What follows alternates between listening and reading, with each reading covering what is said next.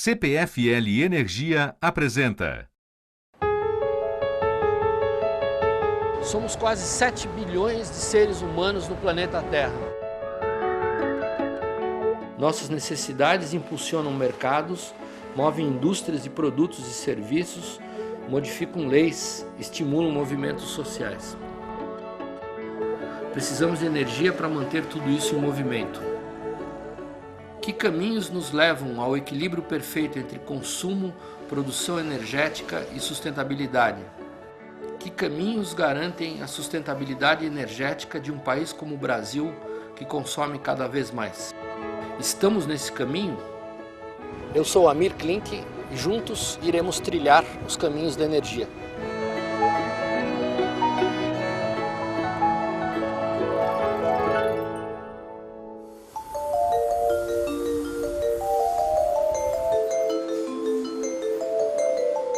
As cidades crescem, a sociedade se transforma e o consumo de energia aumenta.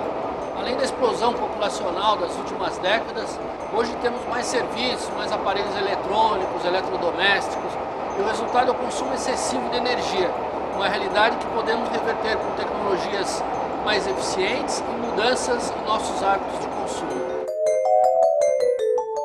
A eficiência energética é um caminho fundamental rumo à sustentabilidade.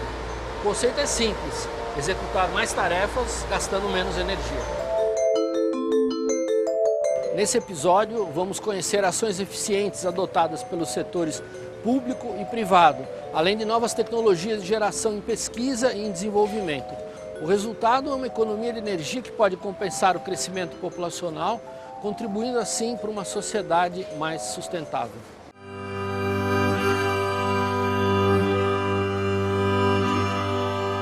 Durante o século XX, o consumo de energia pela população mundial aumentou extraordinariamente. Até o século XIX, a principal fonte de energia usada pelo homem era basicamente madeira. No século XX, entrou em uso carvão, petróleo e gás natural. Essas fontes de energia eram abundantes e baratas. E, portanto, o custo da energia era uma fração pequena do custo de produção. Numa indústria, a conta de eletricidade era menos de 5% do custo total de produção da empresa. Sucede que a partir da década de 70, com a crise do petróleo, o custo da energia aumentou extraordinariamente. E hoje ela já não representa 5%, ela pode representar 10% ou 20%. E, portanto, houve um grande esforço para otimizar o uso de energia. Se eficiência energética não tivesse sido introduzida a partir de 1970, na Europa e nos Estados Unidos se estaria consumindo hoje 50% mais energia do que se consome. As crises de petróleo da década de 1970 incentivaram de maneira decisiva a pesquisa e os investimentos em eficiência energética nos Estados Unidos. Nesse contexto surgiram as ESCOs, empresas especializadas em serviços de conservação de energia. As ESCOs são contratadas por companhias que pretendem reduzir gastos energéticos. São desenvolvidas, então, medidas que tornam possível a economia de energia e de água, otimizando o uso desses recursos e explorando o potencial de eficiência das empresas. As primeiras ESCOs brasileiras surgiram no final da década de 1980, mas seus negócios demoraram bastante para deslanchar. Somente nos últimos anos, diante da crescente preocupação empresarial com o impacto ambiental dos negócios e com a necessidade de cortar custos, as ESCOs alcançaram um patamar de maior atuação no país, auxiliando empresários a adotar ações mais eficientes e sustentáveis. Algumas empresas hoje acreditam que investir em eficiência energética é um bom negócio. Por quê? Porque, de certa maneira, você está investindo num processo mais eficiente e, ao mesmo tempo, economizando energia, que é um recurso caro e escasso. Na verdade, algumas empresas têm feito isso com mais ou menos intensidade. O setor siderúrgico brasileiro, por exemplo, investe muito em eficiência energética. Na verdade, o grande processo de eficiência energética é produzir mais com menos geração de resíduos, com menos uso de energia. Eficiência energética é um processo ganha-ganha, todo mundo ganha com isso. A empresa ganha, a sociedade ganha, as pessoas ganham. O retorno dos investimentos de energia, de eficiência energética, conforme a planta, conforme a escala, mas está à volta de 10% a 15% do capital investido.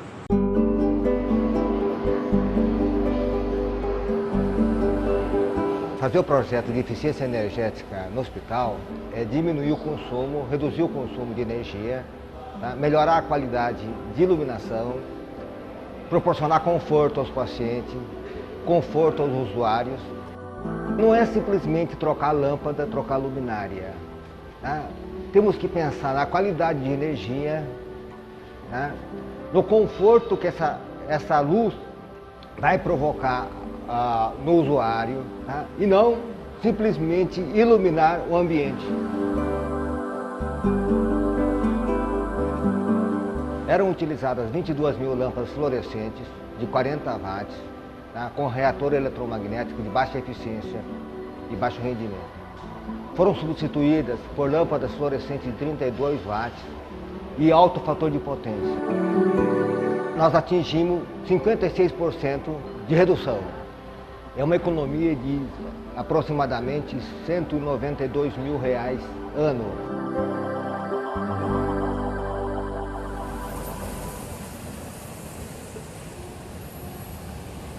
O potencial de eficiência energética no Brasil é muito grande, né? Alguns cálculos que o governo fez através de um programa chamado Proinfa diz que a gente tem uma margem até de 20% para aumentar o nível de eficiência energética que a gente tem no Brasil. Na verdade, as grandes empresas já fazem programas de eficiência energética. O que a gente precisa agora é disseminar o conceito de eficiência energética para pequenas e médias empresas, para pequenas e médias indústrias, porque eles precisam ver um retorno nisso. Quando eles conseguirem ver um retorno nisso, seguramente o potencial vai ser muito maior.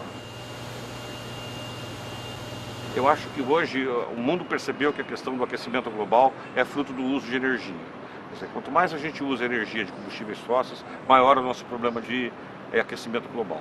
E hoje o consumidor sabe diferenciar na prateleira do supermercado aquilo que é mais eficiente do menos eficiente. O consumidor hoje tem clareza do que é um produto orgânico e não orgânico. Ele sabe um produto que vai usar mais e menos energia. Então, na verdade, eu acho que isso agrega valor e mais do que isso, acho que o consumidor é que pode mudar todo esse papel. Tem duas pessoas que vão mudar esse planeta. Um é o consumidor e o outro é o investidor. Se os investidores também mudarem essa percepção, você rapidamente cambia esse processo.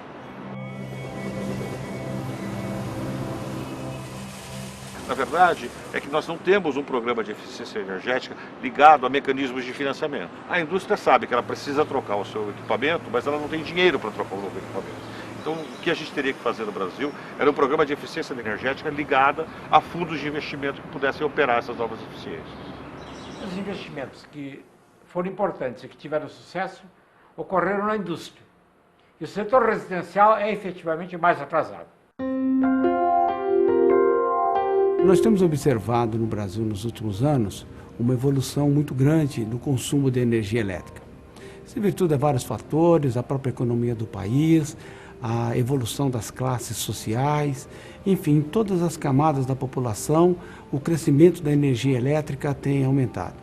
A única política pública que se mostrou adequada para promover a eficiência energética é o estabelecimento de padrões de funcionamento, padrões de eficiência. Por exemplo, geladeiras, que efetivamente todo mundo tem. Praticamente no Brasil, todas as famílias têm uma geladeira. As geladeiras podem ser classificadas, e são classificadas pelo Instituto Nacional de Meteorologia, em 5 categorias: A, B, C, D e E. A é a mais eficiente, por aí afora. Ou seja, o comprador consciente escolhe a melhor. Mas esse método não se mostrou muito eficaz. O que se mostrou eficaz é classificar e depois ir aos poucos proibindo a fabricação dos equipamentos que são menos eficientes. Isso foi feito na Califórnia a partir de 1980 e teve um enorme sucesso. Hoje, nos Estados Unidos, o consumo de eletricidade por pessoa é 50% maior do que o consumo de eletricidade por pessoa na Califórnia. No Brasil têm sido feitos progressos, como, por exemplo, trocar lâmpadas daquele tipo incandescente por lâmpadas fluorescentes. A iluminação de uma casa é responsável por 30% do consumo. Se você usa uma lâmpada mais do que 4 horas por dia, você, em vez de ter uma lâmpada incandescente, que embora o custo inicial dela é muito barato, durante a vida útil dela, ela termina sendo muito mais caro do que uma fluorescente compacta, que pode custar 3, 4 vezes o preço dela. Por quê? Porque a fluorescente compacta gasta 1/5 da energia para produzir a mesma quantidade de luz e tem uma vida útil que pode ser 10 a 15 vezes maior. Ou seja, no começo é preciso investir um pouco mais, mas a economia resultante da eletricidade logo paga o investimento. Novas tecnologias estão surgindo no mercado e elas estão entrando de uma maneira irreversível. A lâmpada a LED vai ser a grande revolução. Ela já acontece na Europa, nos Estados Unidos, no Japão e está entrando muito fortemente aqui no Brasil.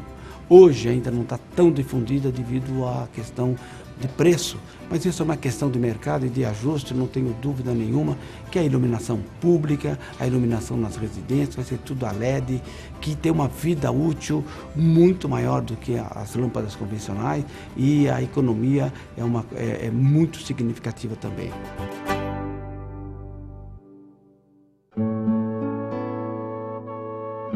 Eu gosto muito de agregar eficiência em soluções que já se mostraram viáveis.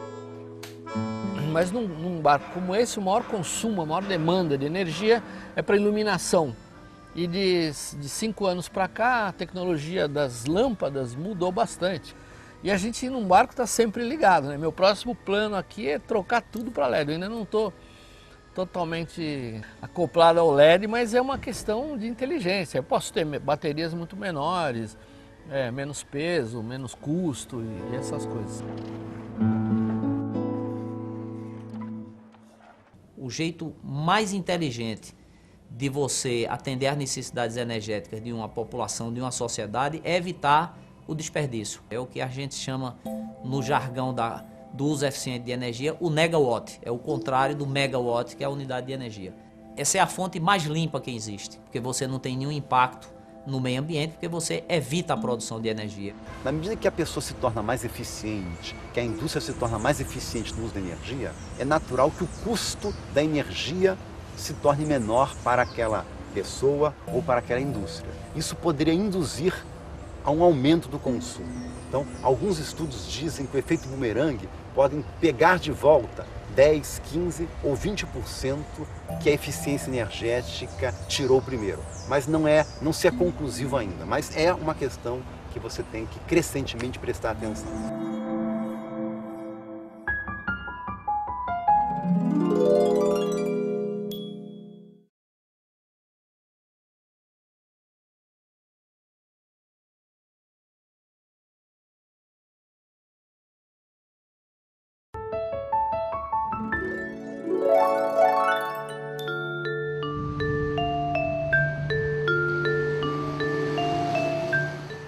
O setor que mais se presta para melhorar a eficiência energética é efetivamente o setor de transportes. O setor de transportes é o grande consumidor de petróleo no mundo. E petróleo é efetivamente o combustível, a fonte de energia que está criando maiores problemas. A quantidade total de energia que é produzida num carro a gasolina, quando você queima a gasolina no motor, aquilo explode, você tem uma explosão, um barulho, tem atrito, só cerca de 1/4 dessa energia se transforma em energia útil para, de fato, deslocar o carro. Então a gente diz que o rendimento energético de um carro a gasolina, na prática, no trânsito, é alguma coisa na faixa de 25%. O carro elétrico, ele tem uma eficiência energética na faixa de 80%. Quando você anda no carro elétrico, para você ter uma ideia, você tem uma geração de gramas de CO2 aí por quilômetro da ordem de 5% do que você tem num carro a gasolina. E não que o carro elétrico em si emita gases de efeito estufa. Ele emite zero, porque um motor elétrico não tem emissão nenhuma.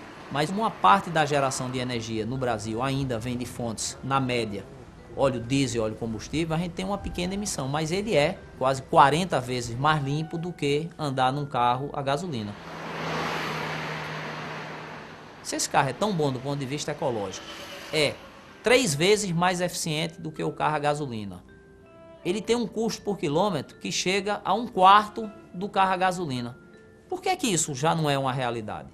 A resposta é muito simples, porque é uma tecnologia nova, você ainda tem uma baixa escala e o preço inicial do carro ainda é elevado. A energia solar térmica, na verdade, ela é a transformação da energia direta do sol em energia térmica. Ela pode ser usada de duas formas. Uma para aquecimento propriamente dito e a outra para geração de energia elétrica. No caso da energia elétrica, é necessário que essa concentração seja muito maior para que você consiga uma temperatura mais alta, para você conseguir, então, fazer a geração de energia elétrica da mesma forma que você faz numa termoelétrica convencional. Com relação à geração de energia sem ser elétrica, a utilização de energia térmica para aquecimento, já existem bastantes coletores e é utilizado regularmente, comercialmente, em hotéis, em casas para aquecimento de água. Uma outra tecnologia muito interessante que está sendo difundida de maneira muito forte, que nós chamamos de aquecimento híbrido para tomar banho, que é o aquecimento solar. Você aquece com a energia solar a água e também complementando a energia elétrica.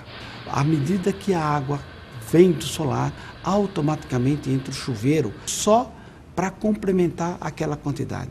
Portanto, em nenhum momento que você liga o chuveiro, a água vai sair fria.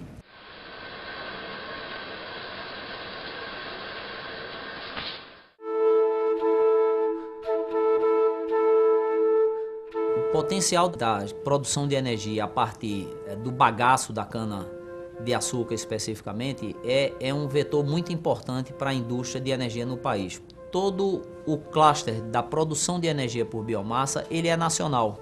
Hoje o Brasil, ele projeta e constrói todos os equipamentos e faz isso de forma competitiva a nível mundial. E óbvio que o combustível utilizado, que é a cana-de-açúcar, é totalmente fabricada aqui dentro. Esse setor cresceu muito com um programa exitoso e pioneiro do Brasil na área do etanol. E o crescimento da produção de etanol e, por consequência, também de açúcar, está levando a um acréscimo nas possibilidades de produção através de biomassa. Embora hoje ainda não seja uma fonte relevante na matriz nacional, a gente está falando de próximo a 1,5% do consumo de energia no Brasil, ele tem uma tendência de crescimento no tempo. À medida que a indústria de etanol cresce, a indústria de produzir energia através do bagaço de cana também cresce. Ganha a produção, ganha a região e ganha principalmente o consumidor de energia no Brasil, que tem acesso a uma fonte limpa, barata e ecologicamente correta.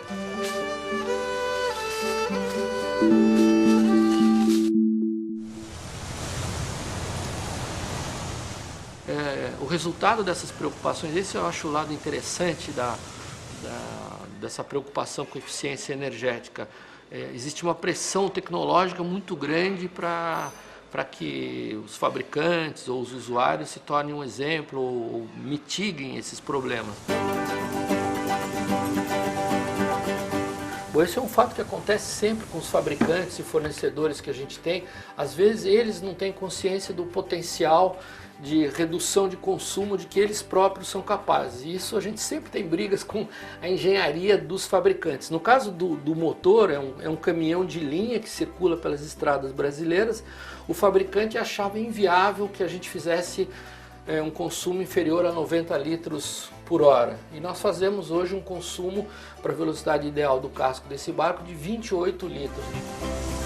Hoje o nosso objetivo maior é poupar combustível.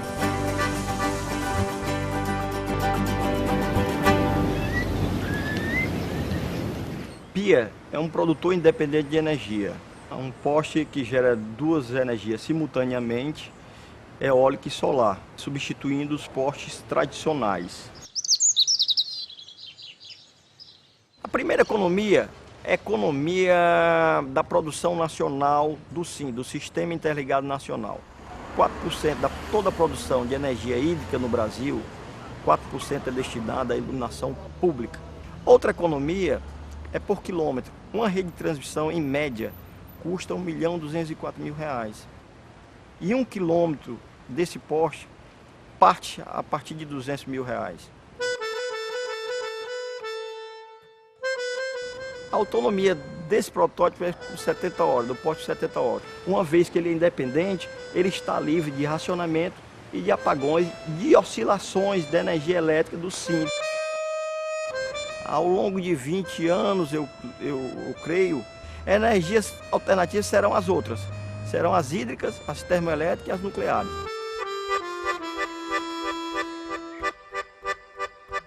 Alguns estudos falam que você talvez pudesse chegar a 2050 com 100% da energia do mundo vindo de fontes alternativas. Esse número talvez seja um pouco otimista demais, mas indica que de hoje até 2050, seguramente, o papel das fontes renováveis de energia ou das alternativas será muito mais importante do que é hoje. De agora até 2030, provavelmente a energia eólica terá um crescimento muito vigoroso. E entre 2030 a 2050, a energia solar crescentemente se tornará mais importante.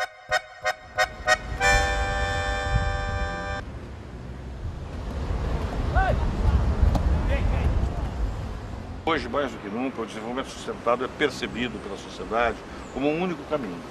Na verdade, eu acho que a sociedade já percebeu que não existem mais caminhos alternativos. Antigamente a gente achava a questão ambiental uma coisa de passarinho voando, de coelhinho peludo. Não, eu acho que hoje a questão de sustentabilidade é uma questão que está no cerne das empresas, está na questão da sobrevivência dessas empresas. Na verdade, a sustentabilidade não entendida como um marketing ambiental, mas a sustentabilidade na essência das coisas.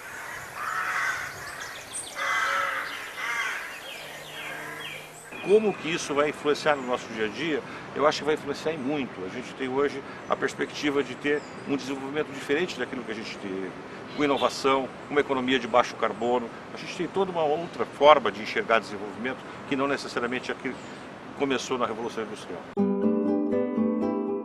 Os espaços urbanos, as instituições e as nossas próprias cabeças foram moldados por um mundo que não existe mais, que é o mundo da grande indústria.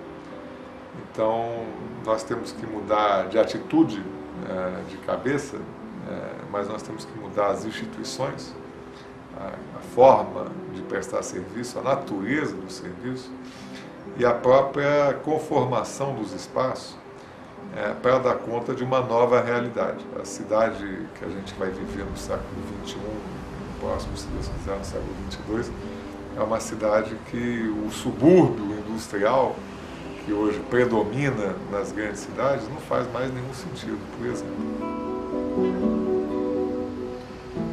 A maneira que se teve de conceber o espaço urbano daquela forma apressada, soldada que nós tivemos no século passado, é uma maneira que gera muito desconforto, muita ineficiência, muito pouca qualidade de vida para os seres humanos do século XXI.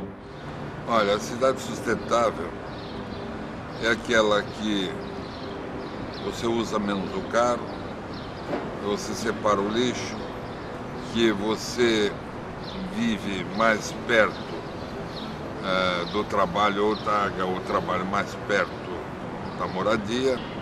É a cidade que tem múltiplo uso, quer dizer, você não ter centros de cidade abandonados durante 16 horas por dia, e a cidade que ela é uma integração de funções, de renda, de idade, de religião.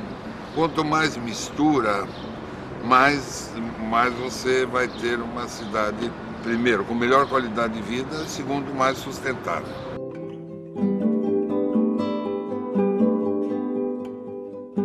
Eu continuo acreditando que se o problema das emissões de carbono, 75% das emissões estão nas cidades, é através da cidade que nós vamos poder dar uma resposta mais efetiva. Uma boa visão em relação às cidades vai ajudar em muito a resolver o problema do câmbio climático. E é fundamental, mais do que uma preocupação global, a preocupação em relação a cada cidade. E cada cidade tem que fazer a sua parte. E isso é possível. A gente está falando de planejamento, de necessidade de ser capaz de implementar ações que durem pelo menos uma geração para poder mudar de fato essas coisas. E aí vem um grande desafio, porque a gente não tem o costume de pensar em políticas que durem uma geração ou um pouco mais do que isso.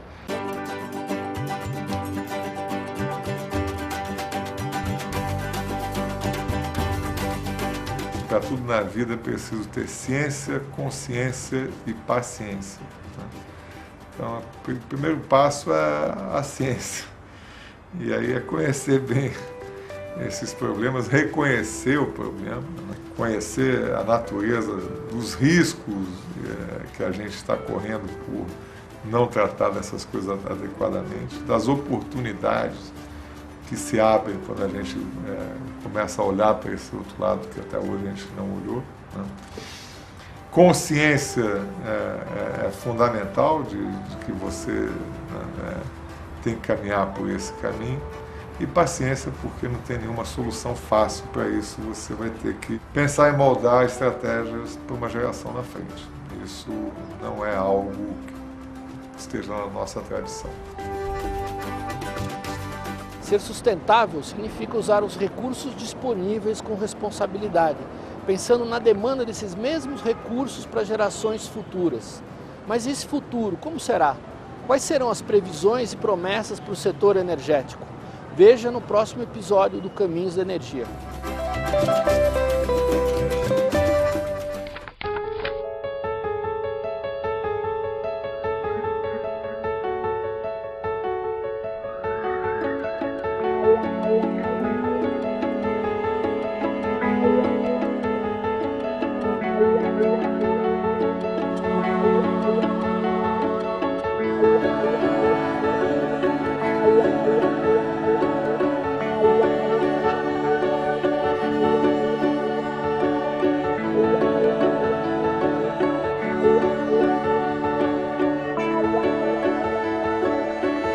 Uma realização CPFL e Energia.